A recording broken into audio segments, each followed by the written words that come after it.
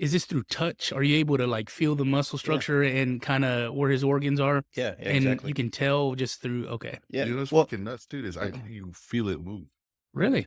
yeah. Oh, yeah. And This it, one, he it did it. gurgles and Yeah, everything. he Yeah. did it Uh, Thursday, yesterday. Saturday, yesterday. Yeah. Yeah, he did it yesterday, and I felt it move. Yeah. And I'm you, like, and the stomach gurgles and everything.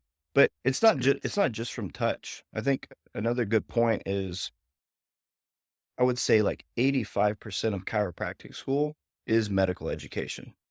We spend very little time, still more than anybody else, but little time, relatively speaking, on chiropractic adjusting. Most of what we take is anatomy, physiology, pharmacology, toxicology, physiology, really heavy neuroscience. We spend over a year dissecting cadavers every single day of school. And so we apply our medical diagnosis and our ability to find out exactly what the problem is, whether it's musculoskeletal or it's internal diagnosis. Does this person have cardiovascular disease that's driving their pain? Right.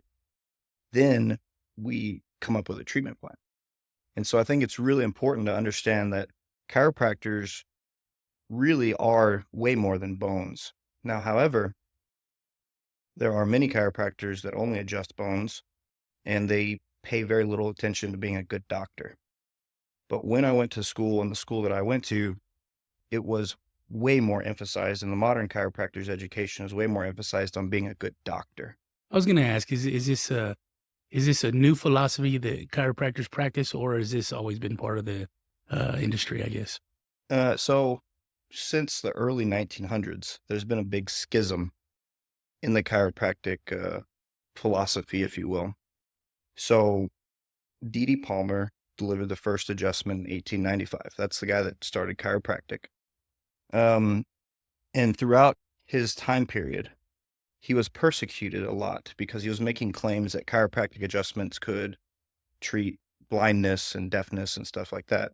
Because according to him, his first adjustment cured the hearing of his somebody that would clean his office. And so, in order to avoid persecution, he very specifically labeled that chiropractors do not they treat dis-ease. That's different than the word disease, Okay. right? Because whenever he'd go to court and they say, well, you're treating diseases with these claims that are not true. I'm not treating diseases. I'm treating dis-ease, right? Okay. But his philosophy, Smart. yeah, right. He had to because he kept going to jail.